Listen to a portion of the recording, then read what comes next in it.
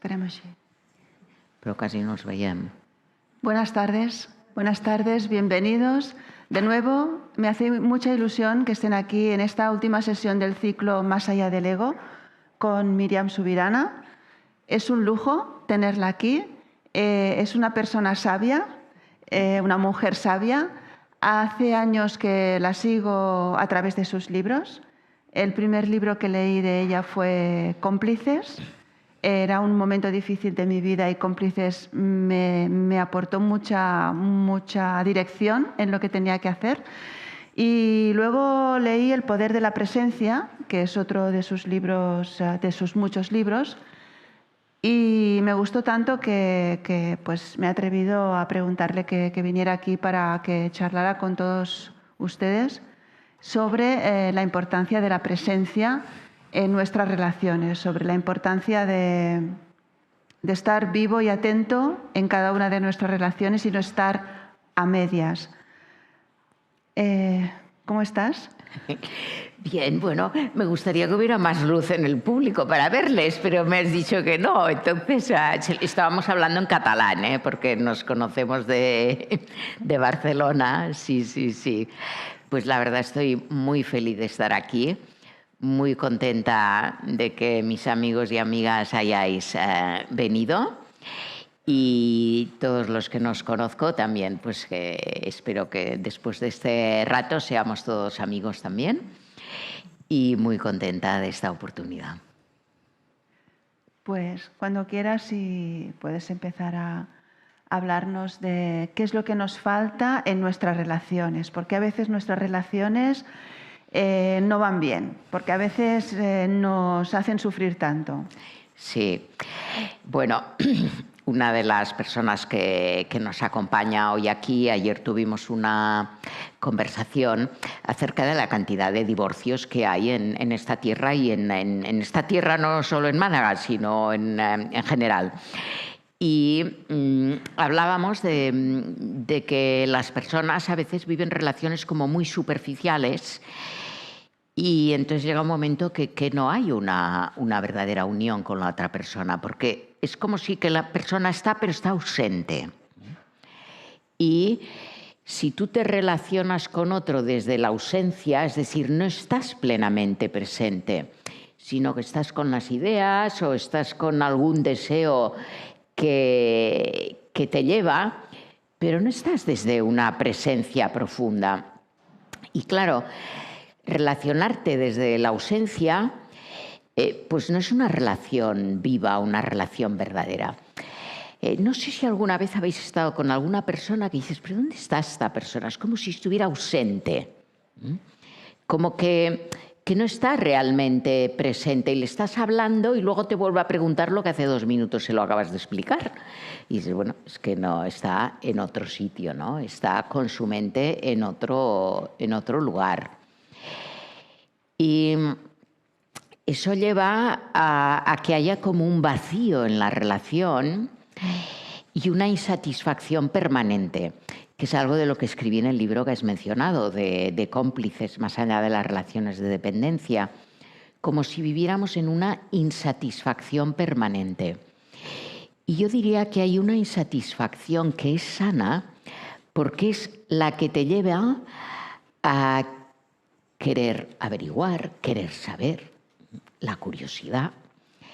Es una satisfacción que te lleva a la apertura hacia la sabiduría.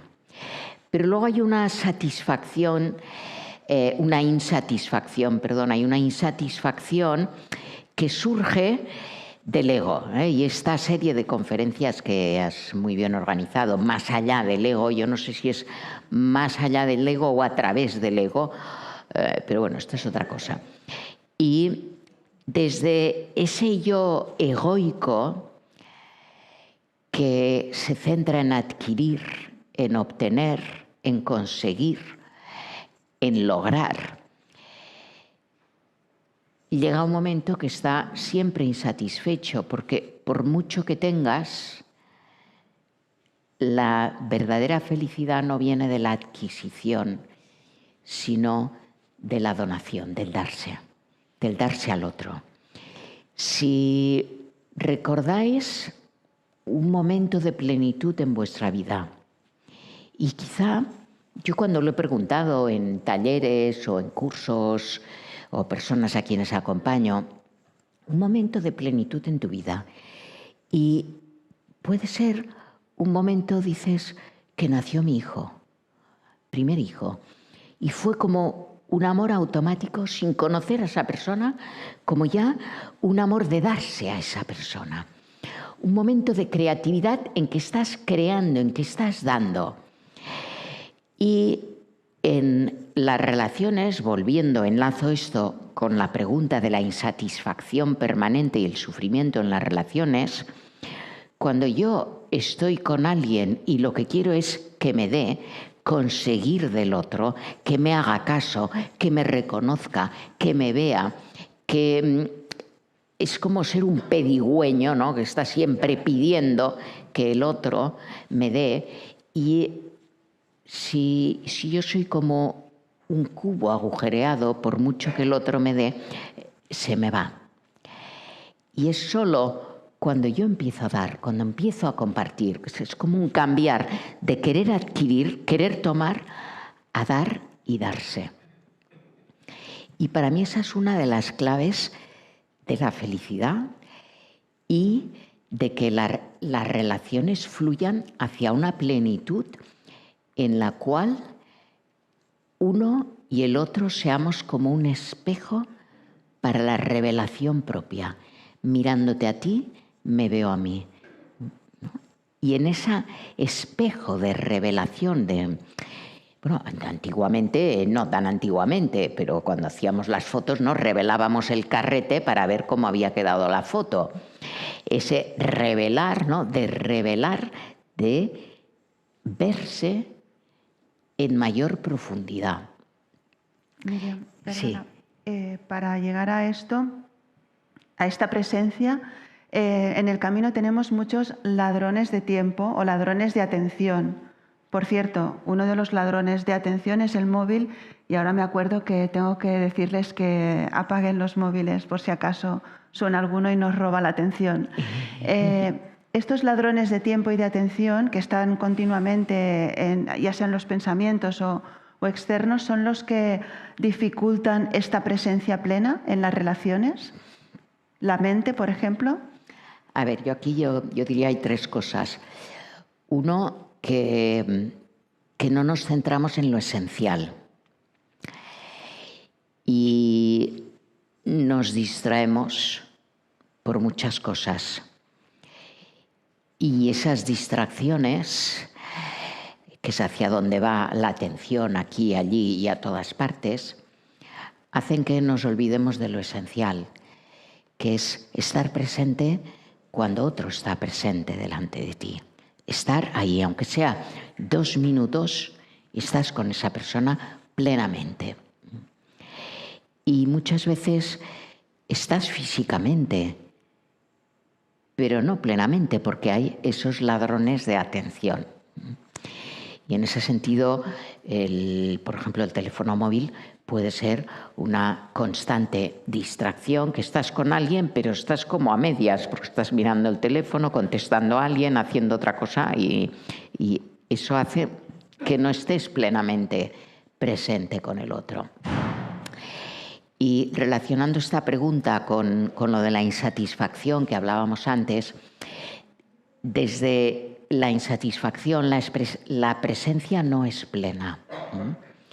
Desde ese espacio de vacío, que no es el vacío que de aquí un rato voy a hablar, que es un vacío pleno, sino que es un vacío de carencia, es un vacío de un lenguaje de lo que me falta, de lo que no hay, de lo que no funciona, de lo que no me gusta. Es un vacío que surge de la queja, de la crítica. Desde ese vacío, mi presencia es ausencia, porque no hay esa plenitud interior. Yo creo que hemos de lograr conectar como con ese manantial de vida interior que fluye de dentro hacia afuera. Y fijaros en una cosa, todos respiramos y gracias a la mascarilla nos damos más cuenta de que respiramos, ¿verdad? O sea, lo notas, el calorcito y tal. Y en la respiración, fijaros lo que ocurre. Entra el aire, entra el oxígeno, que luego va a ir a todo mi cuerpo para darle vida. Pero luego tengo que soltar el aire. Si lo retengo y me lo quedo dentro, se vuelve tóxico. Sin expulsar el aire, no puede entrar nuevo aire. Y en la vida, desde esa presencia ausente, que es la presencia más egoica, que quiere acaparar, este aire es muy bueno, me lo quiero quedar. Y este también me lo quiero quedar. Y este también. Y claro, llega un momento que si no suelto el aire, voy a explotar y se vuelve tóxico en nuestro interior. Entonces, este movimiento del recibir y dar, soltar, es ley de vida, es lo que en el budismo se llama la impermanencia. Y lo que ocurre desde la presencia del ego, queremos agarrarnos a todo lo que nos llena. Y vamos a hacer un pequeño ejercicio. Voy a pediros que os cojáis a la silla, agárrense bien a la silla, bien agarrados a la silla, porque la silla nos da seguridad, porque gracias a la silla estamos bien sentados, gracias a la silla nos sentimos acogidos. Y ahora vamos a movernos cogidos con la silla. ¿A qué es muy difícil? Bien, ¿qué hay que hacer para cambiar? Hay que levantarse, perdón, tenía que avisarle a alguien, sí, que me voy a levantar, eso, y porque estamos en streaming.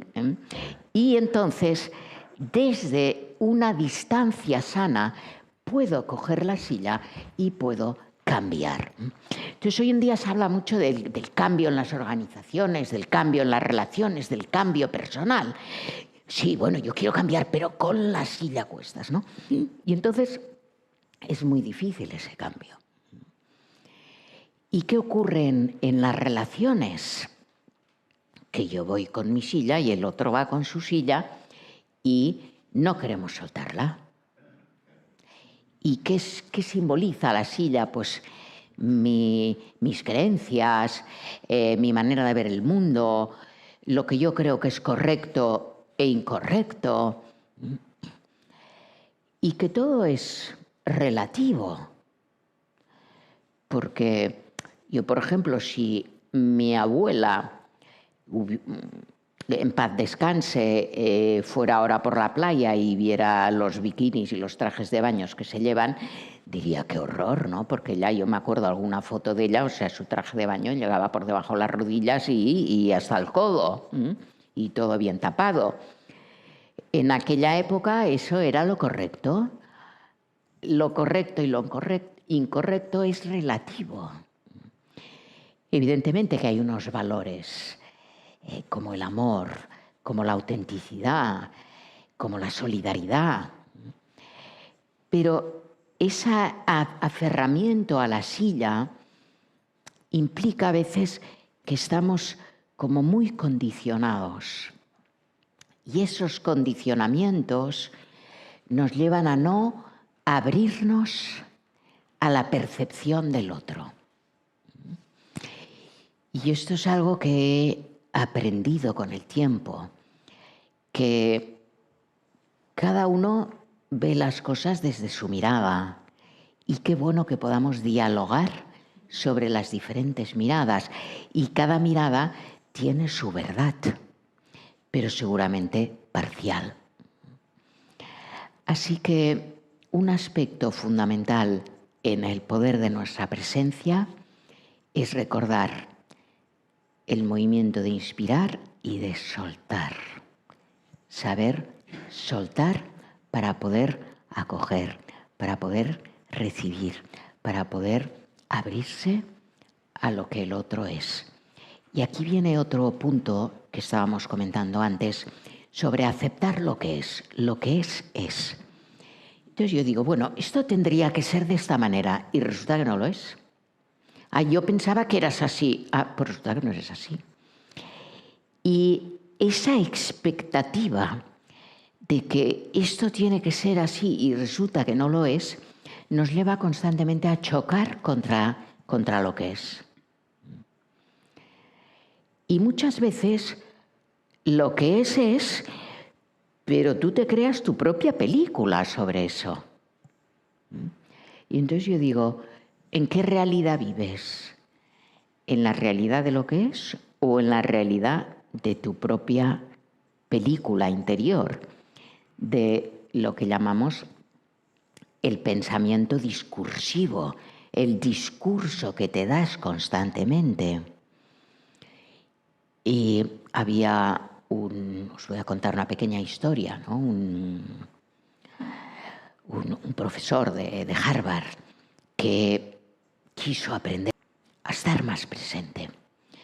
Y fue a un lama, a un maestro, y el maestro le ofreció té y le empezó a servir el té. Y le siguió sirviendo. Y le siguió sirviendo hasta que empezó a desbordarse. Y le siguió sirviendo, pero se estaba desbordando. Y el profesor le dijo, ¿qué hace? Dice, es que tu mente está tan llena que para que quepa más té tienes que vaciar la taza. Y lo mismo con tu mente. ¿Qué te voy a enseñar con esta mente tan llena que llevas? Vacíate, límpiate, para que puedas recibir nuevas enseñanzas, nuevas perspectivas, nuevas experiencias. Nuevo oxígeno, vacíate para que puedas recibir nuevo oxígeno. Y de alguna manera en esta sociedad egoica, que mientras comíamos hablábamos, iba a coger el teléfono, no lo he dejado allí, el iPhone, quizá otro tiene otro modelo, pero el iPhone, en inglés, quien sepa inglés, la I de I es yo, el yo phone, yo, iPhone, en vez de we phone o nosotros phone, no we phone. Entonces, en esa sociedad del yo, nos aferramos a las creencias, a las cosas, y el té está muy bueno, entonces no lo quiero mantener más tiempo, ¿no? Pero entonces no cabe más té, si no lo vacío no cabe más. Entonces en esta sociedad egoica es una sociedad de acumular, de adquirir, de agarrarnos. Pero el poder de la verdadera presencia, y aquí voy a empalmar este ejemplo de la taza de té con tres vasos. Entonces tenemos un vaso de agua. Y si le damos vueltas, puede ser que en esas vueltas veas un poco turbio, pero enseguida que se calma el agua ves transparente. En otro vaso, resulta que en el pozo del vaso hay un poco de cúrcuma y cuando le echas agua se vuelve amarillenta. Y entonces cuando miras a través lo ves todo amarillento. Y el otro vaso está tan lleno que no cabe nada más y además está sucio. Y nuestra mente, el poder de nuestra presencia plena es cuando logramos ser como esa agua transparente. No sé si habéis visto alguna vez la mirada de un bebé y hay como una transparencia, como si atravesaras ese ser. Una luminosidad, no está polucionado. La mirada de un sabio, de un maestro, de un hombre en el campo, una abuela que ha reconectado con su inocencia y ves como esa transparencia, ¿no?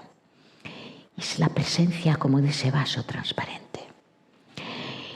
Y en muchos casos la presencia está teñida de muchas cosas, teñida de miedos, de odio, de rabia, de aferramiento, de aferrarse a las cosas. O bien está sucia, está llena de traumas del pasado.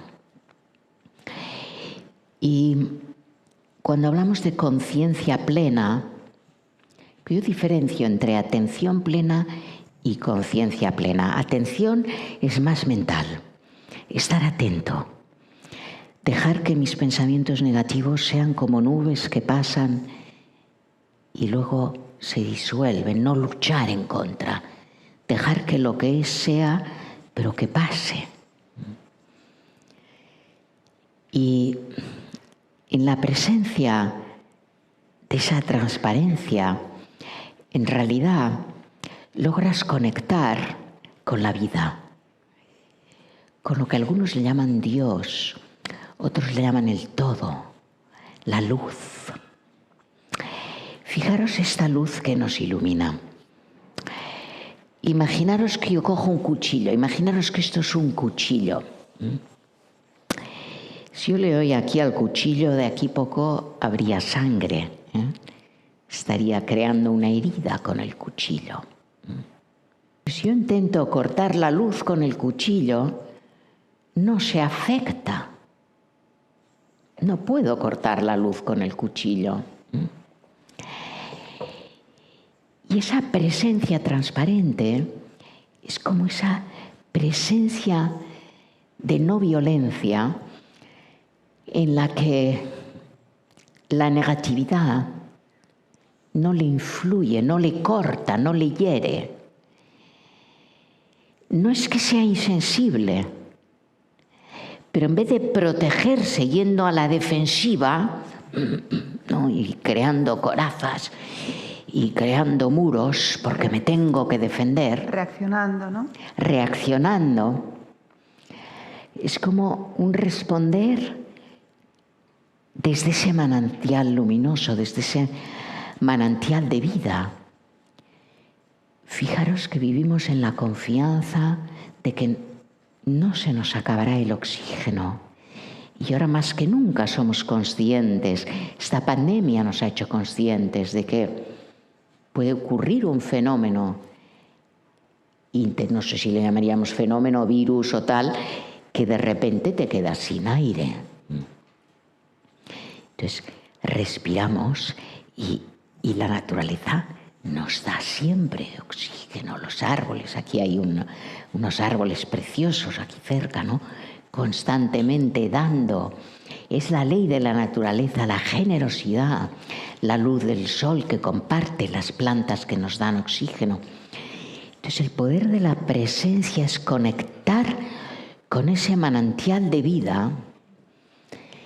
Y entonces soy transparente en el sentido de que sé que puedo utilizar la silla,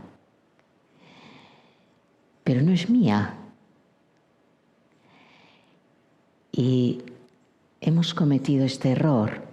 Esto es mío, esto es tuyo, y en ese mío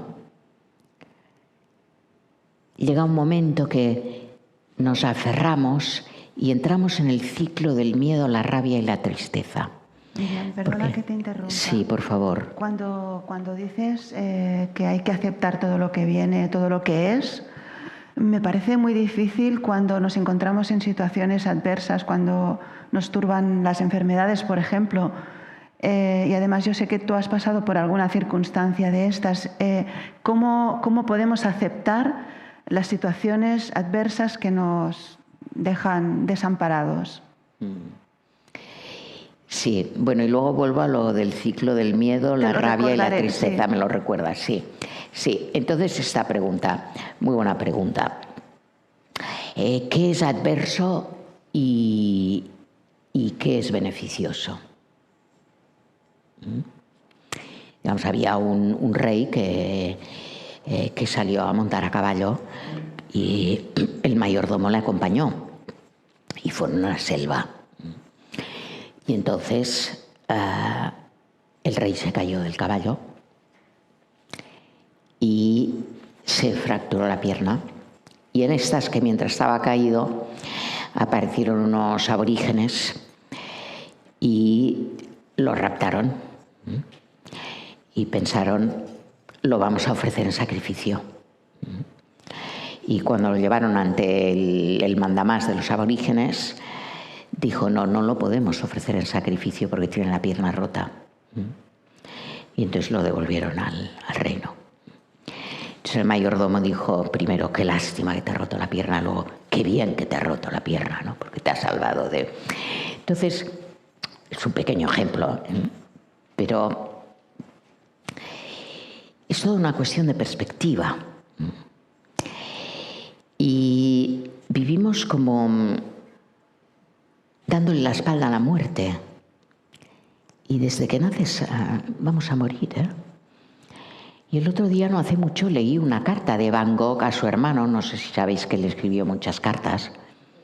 Y en una carta de Van Gogh a su hermano le dijo, no sé si toda esta pandemia de la peste es un enviado de Dios que está acercando a tanta gente a las estrellas. Esto lo escribió él. Y claro, se murió muchísima más gente de la que se muere ahora. Había menos gente y se murió mucha más gente. Cuando la peste, y además he leído que aquí en Málaga también fue tremendo en según qué siglo. Bueno, entonces, primero quiero como reformular la pregunta. Yo digo, voy a ir en línea recta y aparece una montaña. ¿Qué hace el yo egoico? Pues coge el martillo, el tractor y vamos a derribar la montaña porque yo quiero ir en línea recta. ¿Qué hace el río? Rodea la montaña y continúa. Entonces, a veces estamos muy aferrados a que las cosas tienen que ser como yo quería que fueran. Pero la vida a veces te da un parón. Te da un parón. A mí me ha dado unos cuantos. Barcelona es, no sé si la primera o la segunda ciudad de Europa con más motos. Pues yo tuve un accidente de moto que me rompí, me fracturé, me fisuré y me aplasté 9 vértebras. Bueno, tuviéramos 200 vértebras, dices, solo son 9, pero no sé cuántas tenemos, pero es una tercera parte más o menos que se me afectó. Y yo recuerdo que cuando estaba en el suelo, en la calle, me tiró una furgoneta que giró en contradirección. Y yo iba cantando en ese momento en la moto, me acuerdo. Pero mi primer pensamiento fue, gracias a Dios, porque me estoy dando cuenta. Claro, podía haberme quedado inconsciente, no sé si me quedé inconsciente un segundo o no me acuerdo, claro, pero... Entonces, ahí va, podemos agradecer lo que la vida nos trae. Y si te viene realmente, porque hay una historia de Buda en la que un discípulo iba cada día y le gritaba. Y Buda no se alteraba. Y al final el discípulo le dijo, ¿pero qué pasa, que no me escuchas? Dijo, no, en el momento que yo entro en diálogo contigo sobre lo que me dices, estoy absorbiendo tu basura. En el momento que me quedo en silencio, tú te escuchas a ti mismo. Y es como, te hago de espejo y te lo devuelvo, no me lo quedo. Entonces puede ser que haya alguien que te está tirando algo y que tu manera de reaccionar es que lo consumes. Y hay relaciones tóxicas o patológicas o negativas en la que uno te hace enfadar y cuanto más te enfadas, mejor se siente porque te domina. Así que esto nosotros lo podemos manejar con nuestra presencia. Ahora, si nos viene una enfermedad, si se muere nuestro ser más querido, el que nos ha llenado más nuestra vida, de repente, ¡pum!, se va. Entonces vives un vacío. O tienes una enfermedad y, bueno, os contaré una de las conferencias que a mí más me han impactado de las que yo he dado, pues es no hace mucho, organizado por la Asociación Española contra el Cáncer. Y bueno, pues en el público, pues la mayoría estaban calvos o calvas, o llevaban una gorra o quizá una peluca, no sé. Y claro, eso ya te impacta porque ya te está diciendo lo que están viviendo esas personas.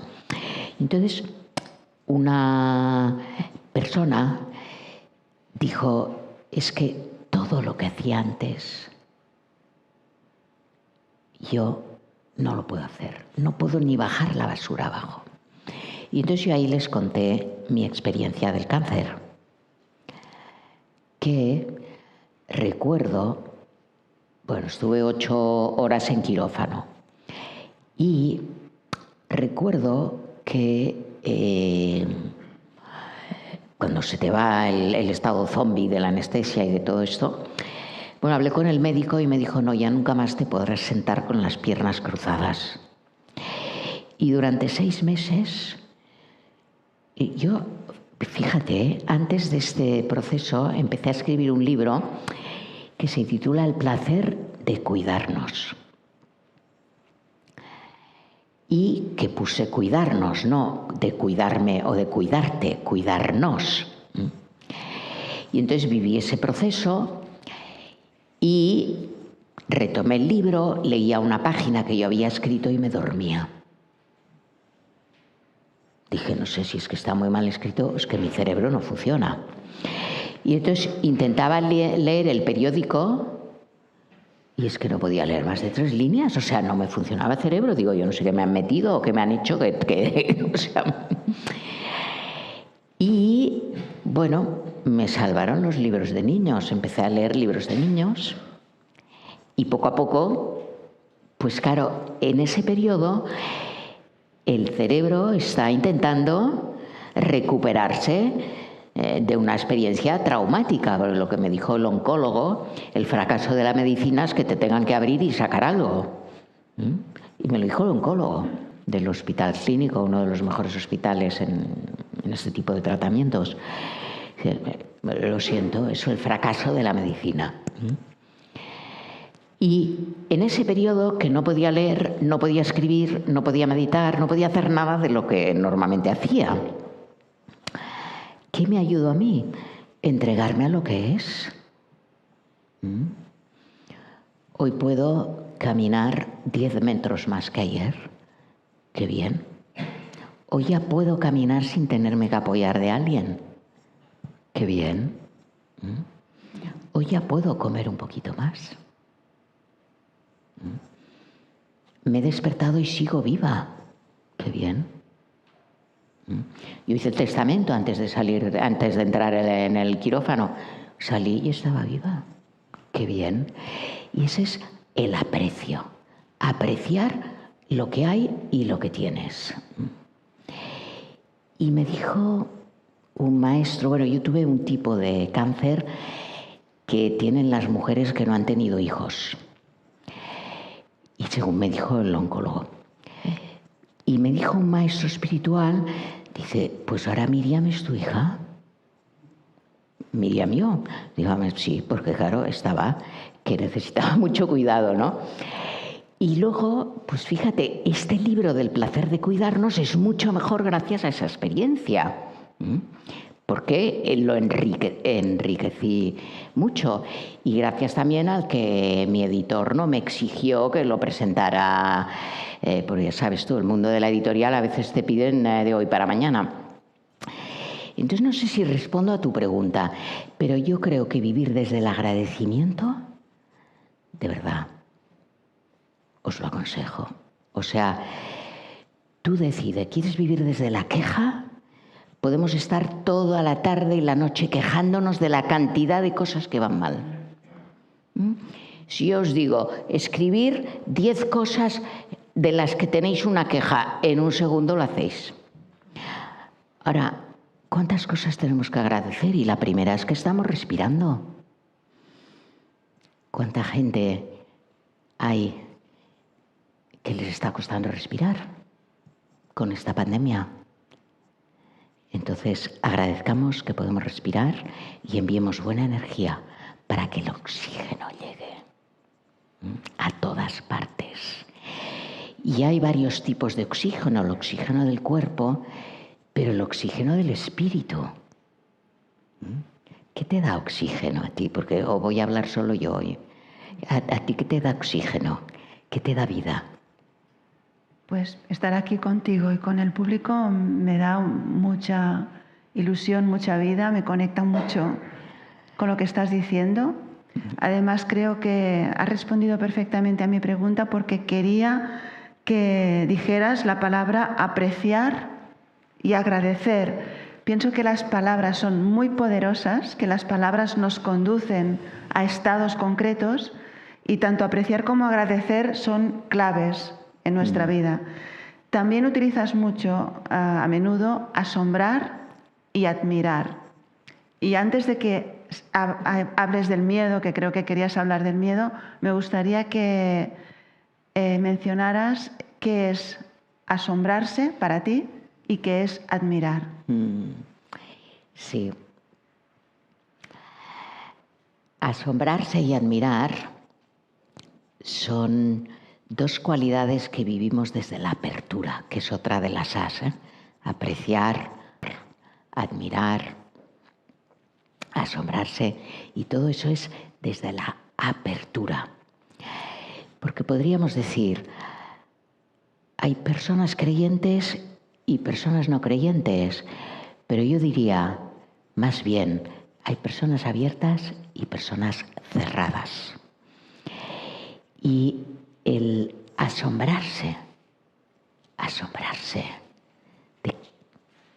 de cómo la vida fluye, asombrarse de los árboles que crecen, asombrarse de la puesta de sol, asombrarse de la belleza, asombrarse de una mirada que te transmite tanto. El asombro es como ¡wow! ¿No? Te abre. La belleza te abre. Y vivimos tanto en la queja y encerrados en nosotros mismos que hemos dejado de asombrarnos.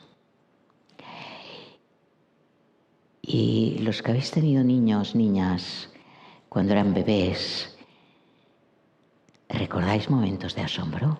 ¡Wow! ¿Cómo es que no se cae la luna? Os recuerdo a mi sobrino en Nochebuena y dijo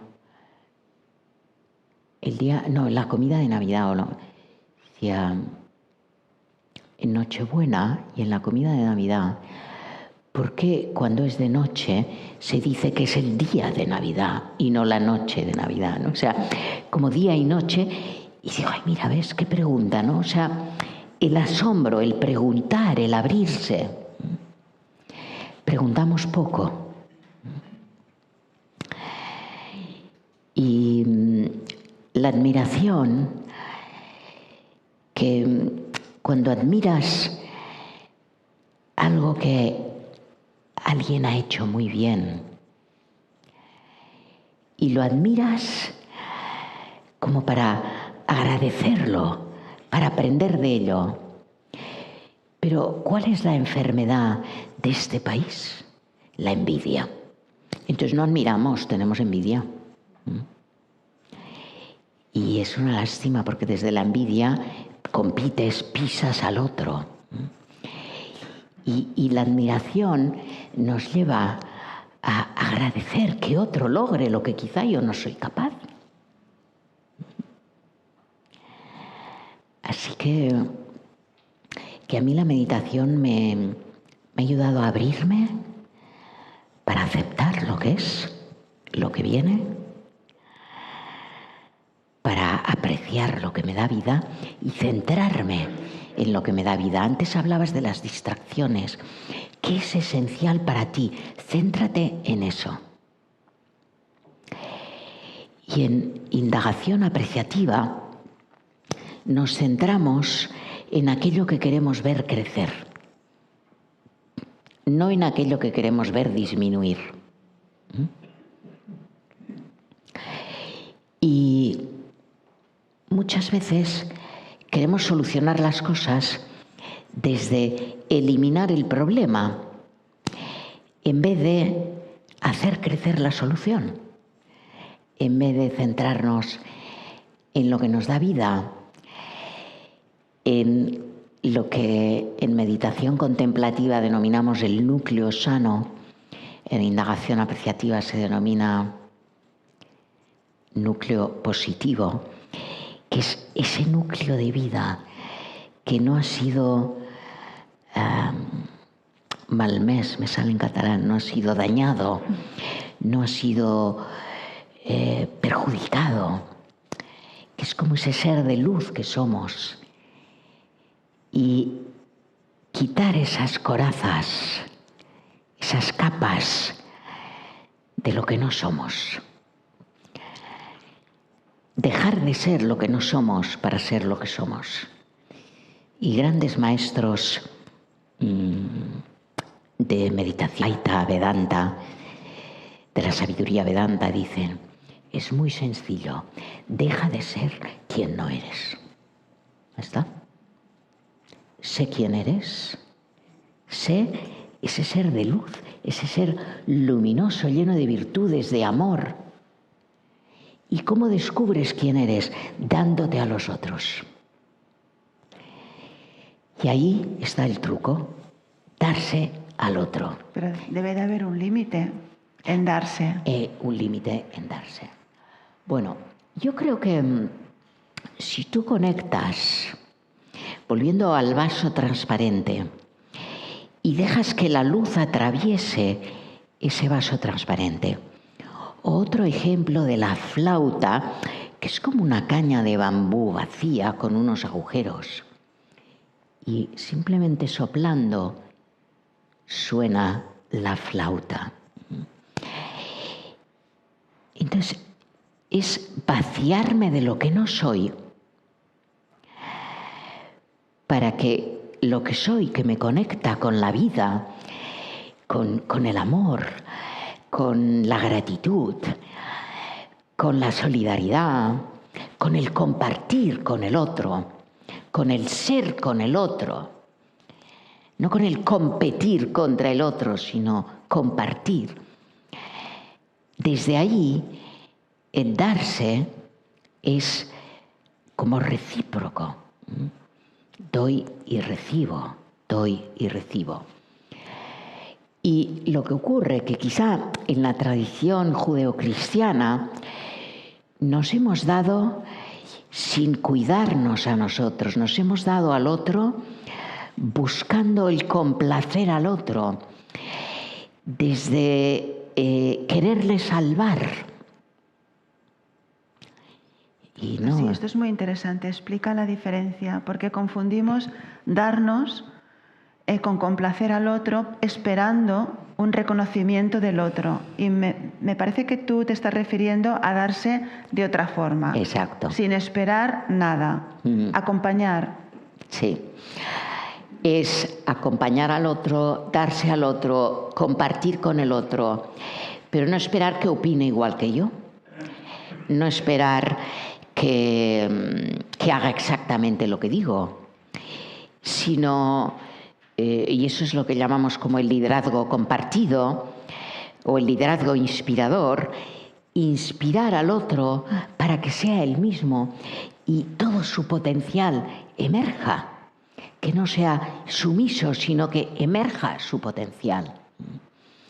Y hay veces que en nuestro darnos al otro nos damos desde querer salvar al otro. Y no sé si conocéis la historia del hombre que quiso salvar a las mariposas, del esfuerzo de salir del capullo. ¿Conocéis esa historia? Pues bueno, un señor que estudiaba las mariposas y pensaba, de verdad, mejor hago un agujerito y así saldrán fácilmente. Y las salvo de tanto esfuerzo. ¿qué ocurrió? Que esas mariposas que salían con tanta facilidad se morían enseguida. ¿Por qué? Porque resulta que la fuerza de la mariposa la consigue con ese esfuerzo de cruzar, de agujerear el capullo y salir de ahí. O el esfuerzo de la serpiente, sabéis que la serpiente suelta su piel vieja para que salga la nueva. Y entonces busca dos rocas muy juntas para pasar y que le rasquen. ¡Uy, qué dolor! ¿No? Que le rasquen. Pero así le quitan la piel vieja y así sale la nueva. Entonces tú puedes ver a alguien que le está rascando algo. Yo estoy aquí presente. Estoy a tu lado. Pero no te voy a cortar el capullo para que salgas sin esfuerzo, porque no te voy a ayudar entonces. Y a veces lo que ocurre es que no sabemos ayudarnos en el sufrimiento. Y entonces alguien sufre y utilizamos el a mí también. ¿Se te ha muerto tu padre? Ah, a mí también se me ha muerto mi padre. Bueno, yo no te ayudo diciéndote que a mí se me ha muerto mi padre, porque no te estoy escuchando. ¿Cómo estás? ¿Qué sientes? ¿Cómo lo estás viviendo? Cada uno tiene su historia, su camino. Y entonces en indagación apreciativa lo que hacemos es centrarnos en buscar en el dolor lo que nos da vida. En lo ordinario buscar lo extraordinario. Y conectar con el apreciar aquello que es lo mejor y que lo queremos ver crecer. Entonces en la adversidad, primero es una cuestión de perspectiva y segundo, puedes sentirte muy frustrado. ¿Os habéis sentido frustrados alguna vez? Más de una. Fijaros, en indagación apreciativa yo lo que he aprendido, la frustración es un sueño roto. Yo soñaba con la pareja feliz, yo soñaba con mi hijo perfecto, yo soñaba con el viaje ideal, yo soñaba con que todo iría pues de esta manera y resulta que no ha ido de esta manera. Y entonces estoy frustrada y la frustración me lleva a la queja. Pero ¿qué hay detrás de la frustración? Hay un ideal que se ha roto, una expectativa no cumplida. Y si voy a indagar en esa expectativa, me daré cuenta de que puedo cambiarla o de que puedo canalizarla de otra manera. Y en muchas ocasiones la expectativa que, por ejemplo, un líder tiene de un colaborador genera tal presión que esa persona no se siente libre o genera tal frustración que hay como un choque, no hay un diálogo. Y entonces el directivo le da un feedback negativo, es que no has hecho lo que yo te dije que hicieras. Bueno, el otro quizá no entendió lo que tú querías. Y en indagación apreciativa hablamos del feed forward, que es el realimentar hacia el futuro. Vale, esto es lo que ha ocurrido. Vale, no nos gusta, estamos de acuerdo, no nos gusta. Esto es lo que ha ocurrido. ¿Cómo podemos avanzar a partir de ahora? ¿Qué es lo que sí ha funcionado? Hasta ahora, ¿qué es lo que ha ido bien? ¿Qué es lo que podemos fortalecer para que vaya mejor? Y entonces centrarte en aquello que quieres ver crecer en tu vida. Y eso, la verdad es que es una gozada. Porque tu vida se convierte en un acompañar a otros y acompañarte a ti mismo desde aquello que nos da vida. Y no desde la queja, desde la expectativa, desde la frustración, desde presionar al otro. Desde el miedo. Desde el miedo. ¿Querías hablar del miedo, Miriam? Del miedo. Unos 10 minutos. Ah, solo 10 minutos. Sí. En 10 minutos, resumen. Espero que no se os esté haciendo largo. 10 minutos, bien. Les dejaremos que pregunten cuando vale. Ahora en 10 minutos. En 10 minutos, sí. Preguntas. Muy bien. Bueno, pues ¿qué ocurre? Que en las relaciones ¿Habéis experimentado miedo alguna vez? Miedo a no cumplir, miedo a que no salgan las cosas como crees que tienen que salir, miedo a no complacer al otro, miedo a que el otro te rechace, enfermedad, miedo a ser incomprendido. Y tenemos en el fondo miedo a la muerte, miedo a desaparecer. Pero el miedo tiene que ver con aferrarnos a algo, con un entender que si suelto la silla me quedo desnuda, no tengo un lugar donde apoyarme. Y entonces me aferro a la silla, tengo miedo a soltarla, porque tengo miedo a quedarme desnuda o a no tener ese apoyo. ¿Y qué ocurre? Cuando me aferro a la silla, tarde o temprano la voy a perder porque se va a romper, porque se va a caer, porque vamos a cambiar de sitio. Y entonces tengo rabia porque la he perdido. Y la rabia no me devuelve la silla, no me devuelve al ser querido, no me devuelve lo que tenía y que ahora no tengo. Y entonces tengo una gran tristeza de ese vacío. Entonces ese ciclo de tristeza, miedo y rabia, que es un ciclo natural en esta época de adquirir, de aferrarnos a las cosas, tenemos que aprender cómo a cambiarlo del miedo a la confianza. Lo que me viene, viene, lo acepto, doy hasta un límite. No he hablado de los límites, es que están saliendo muchos temas, como veis. Y me has preguntado, ¿hay que dar hasta un límite? No sé por dónde me he ido, que no he hablado de los límites.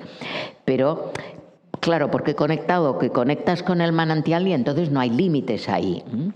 Pero sí que a nivel terrenal pues hay el límite del tiempo, de que tienes que cuidarte en... Bueno, has dicho algo muy importante que es, sí, darse al otro, pero primero cuidándote tú. Cuidándote sin tú. descuidarte Sí, tú. sin descuidarte. Ese es un límite fundamental. Sí.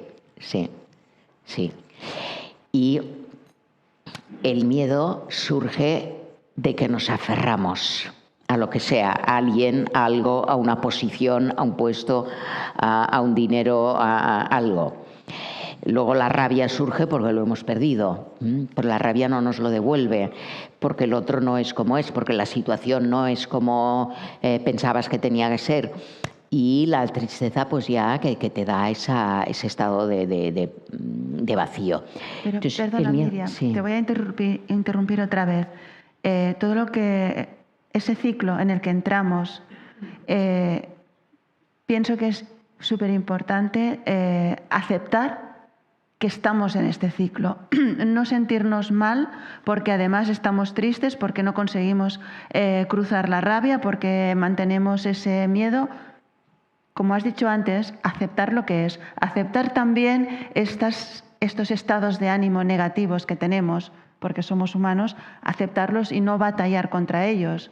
Si los vemos como enemigos, vamos a incrementarlos. Bueno, yo aquí creo que sí que hemos de poner un límite, porque estas tres experiencias son invasivas. El miedo te invade y te paraliza.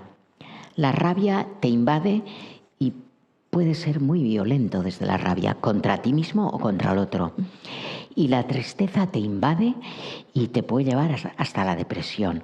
Entonces ahí hemos de saber poner límites, como convirtiendo la mente en tu mejor amiga y no darle rienda suelta al pensamiento del miedo, de la rabia o de la tristeza. Y entrar en otro ciclo, del miedo a la confianza, de la rabia a la compasión, que es el nivel más elevado de amor, y de la tristeza a la alegría, al aprecio, al apreciar lo que es. Y cuando emergen estas emociones o estos sentimientos, los puedes observar, ¿verdad? Cuando tú sientes miedo, puedes darte cuenta que tienes miedo, Cuando tú tienes un pensamiento negativo o de rabia, ¿puedes darte cuenta que estás teniendo ese pensamiento? ¿Quién es el que se da cuenta? Es que esto es muy importante. Es decir, el ser, podríamos decir la estrella, el ser consciente, el ser luminoso, se da cuenta. Por tanto, yo no soy la rabia, yo no soy el miedo, yo no soy la tristeza. Y al darme cuenta, solo el hecho de darme cuenta me permite, lo que dice Cristina, aceptar que ahora, mejor que respire profundamente, intente calmar ese pensamiento de rabia, no lo lleve más allá a dar un bofetón a alguien o una patada a no sé quién o a tirarme por el balcón. No. Respirar y tomar distancia, igual que tomo distancia de la silla para cambiar. Si queremos cambiar, sea una organización, la manera que funcionan las cosas o en nuestro interior, necesitamos saber tomar distancia para ver y centrarnos en aquello que nos da vida, que nos ayuda a avanzar, que nos ayuda a crecer como seres humanos y a estar aquí hoy conectados unos con los otros en este espacio compartiendo. Así que me quedan 2 minutos para hacer una meditación. Sí. Vamos a hacer una meditación, ¿verdad? Bueno, no es que se haga la meditación, se vive la meditación. Así que voy a invitaros a algo que espero que ya hayáis hecho desde el principio, que es relajaros. Espero que no estéis tensos. Vamos a relajar los hombros. Estirar un poco el cuello. Y vamos a inspirar profundamente y soltar el aire lentamente. Inspiramos y soltamos el aire lentamente. Vamos a dejar que el cuerpo se relaje. Vamos a sentir los pies apoyados en la tierra y la cabeza erguida hacia el cielo. El rostro relajado. Los brazos y las manos relajadas. Los hombros ligeramente hacia atrás con el pecho abierto.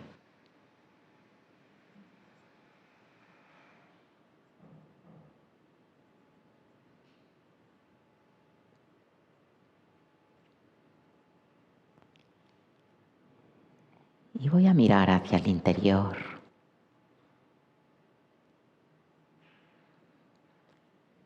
Y darme cuenta de la respiración. Del aire que entra y el aire que sale.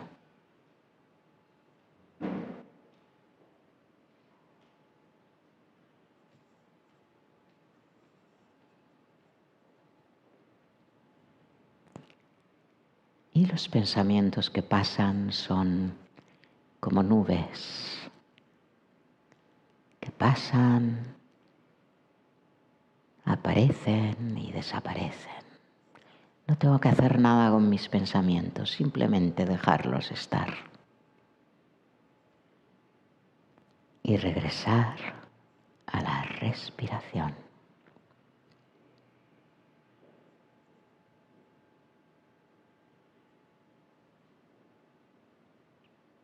Y sentir ese movimiento suave del aire que entra y el aire que sale.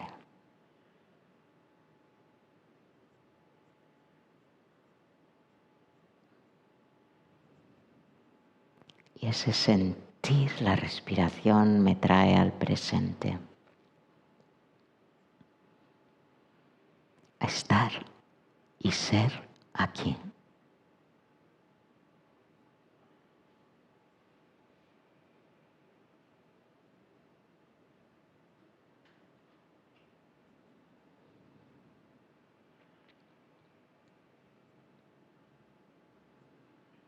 Cualquier pensamiento que aparezca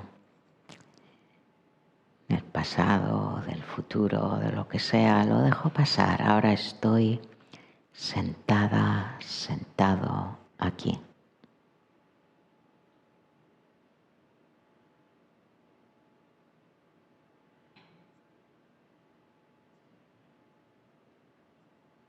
Inspirando y soltando el aire.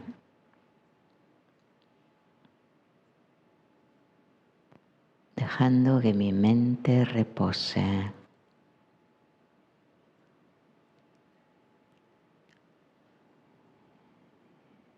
en la respiración, en este movimiento suave. Y conectarme con eso que me da vida, que es el amor que fluye en mí hacia lo que soy, hacia lo que hago, hacia lo que comparto con otros.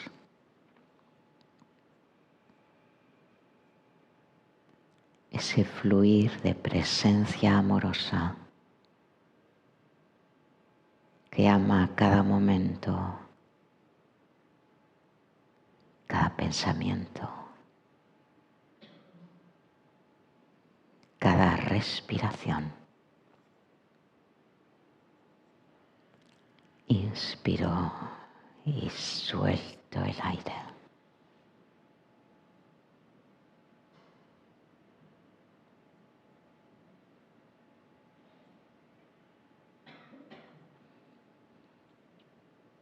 Y soy consciente que no estoy sola, que no estoy solo.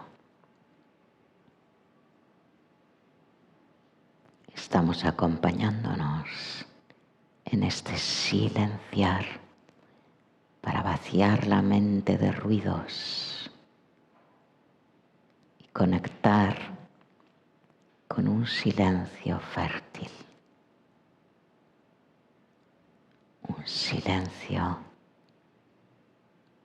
de calma, de aceptar lo que es.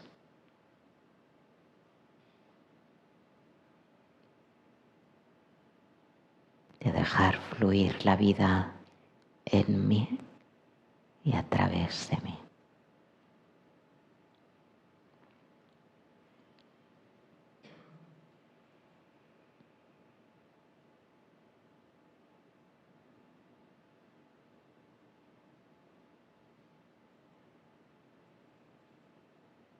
Y cualquier pensamiento que aparezca, no me voy con él.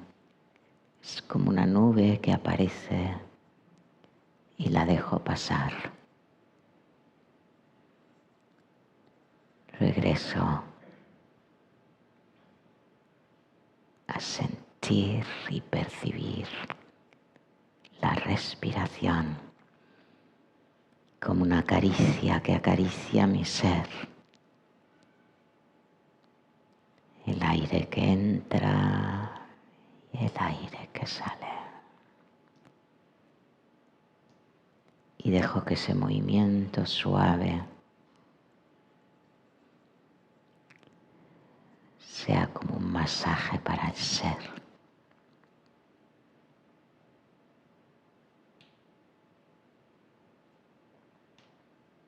Y conectar así con la armonía, con la calma. Soy paz.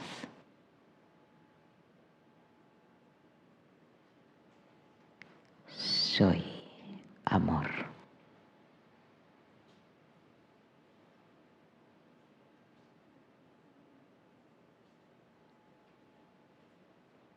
Inspiro y suelto el aire.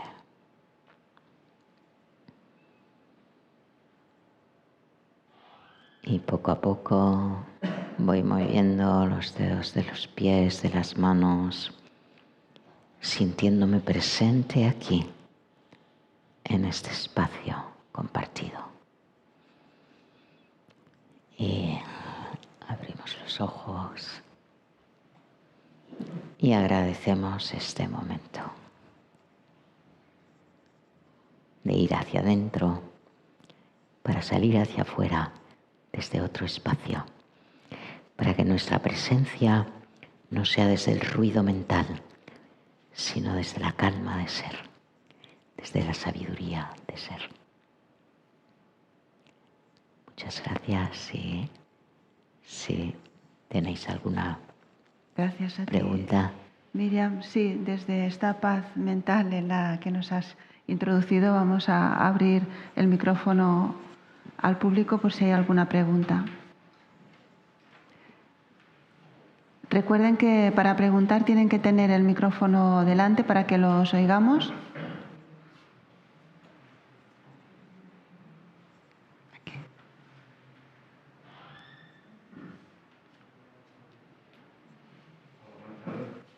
Buenas tardes.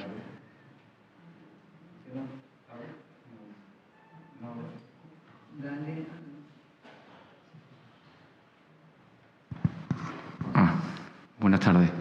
Primero, felicitarla. Me ha encantado el coloquio que hemos tenido aquí.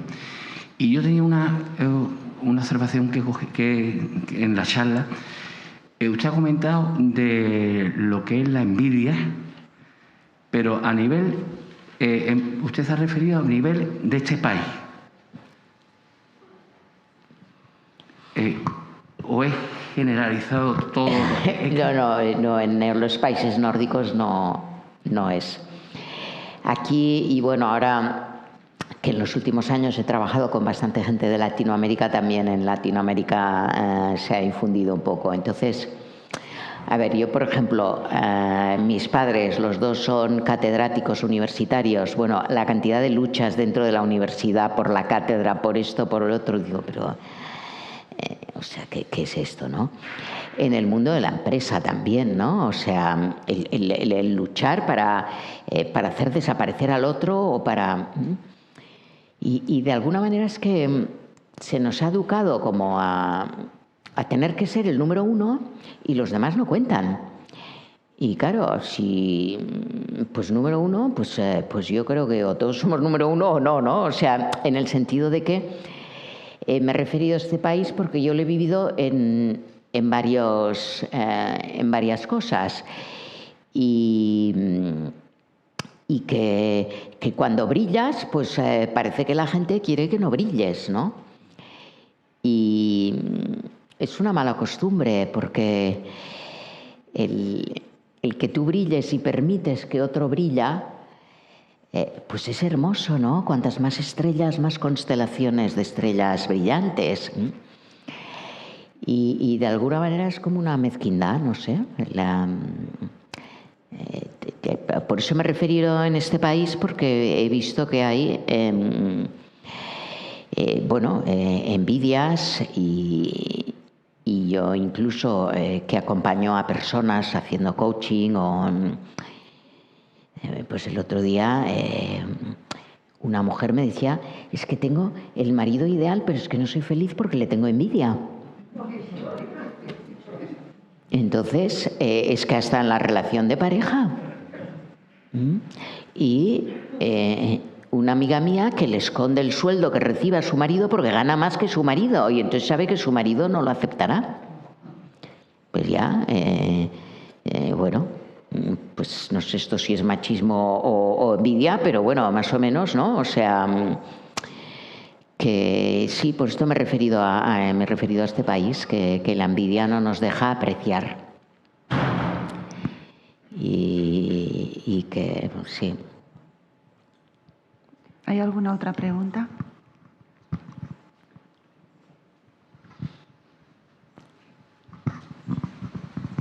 Buenas tardes. Buenas tardes. Muchas gracias por su presencia y la verdad es que ha transmitido mucha tranquilidad, mucha calma que yo creo que estamos necesitados.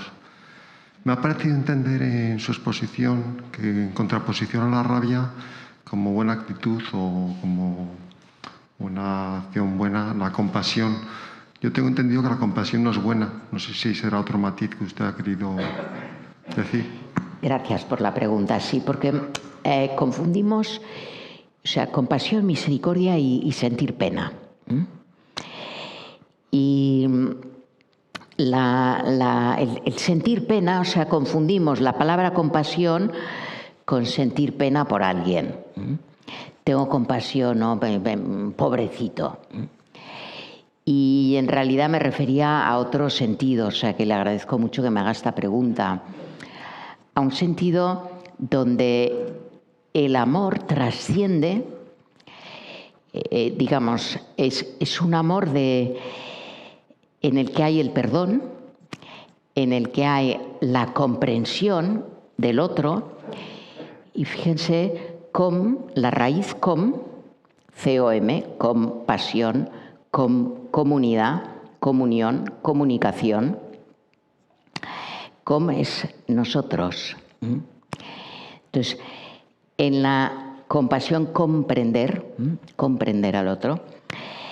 La compasión es un amor en que comprendes o aceptas, quizá no comprendes, pero aceptas que el otro no lo ha podido hacer mejor, o que el otro está actuando desde una adicción egoica, o que el otro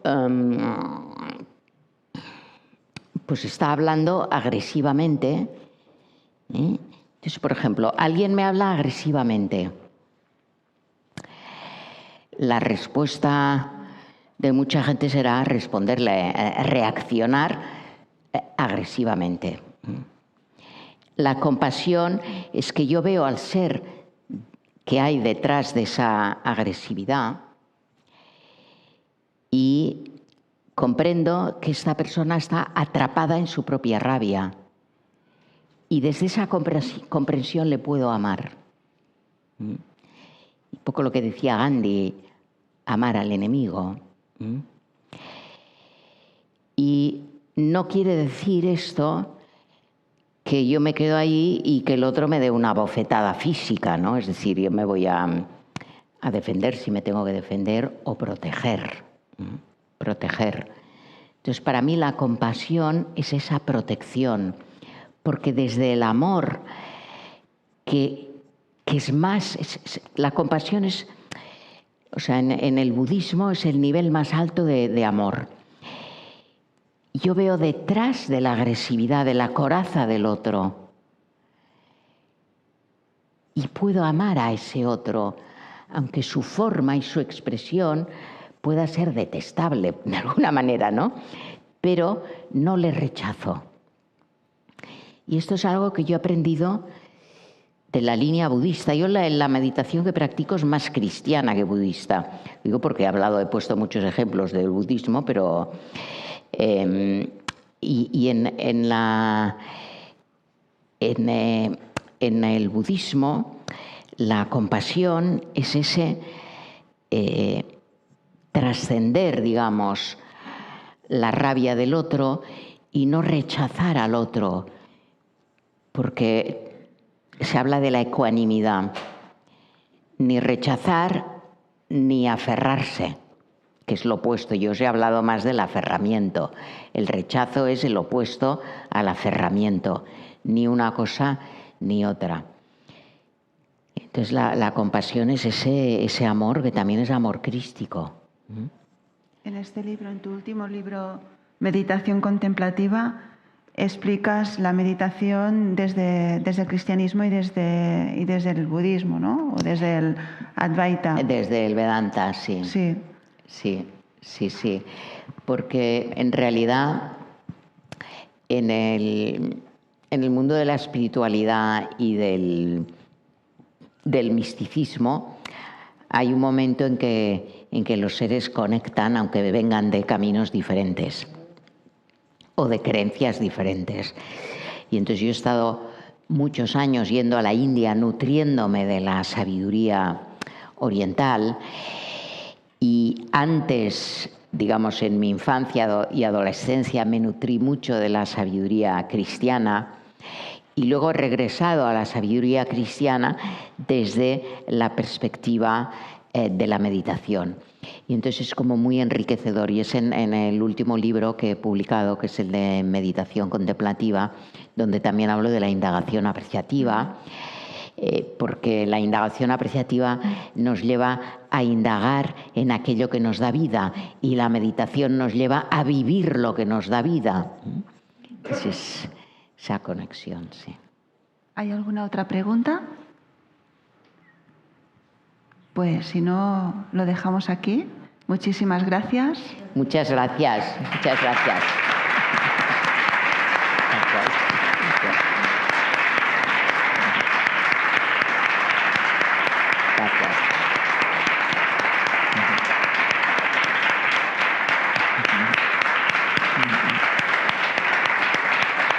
Gracias.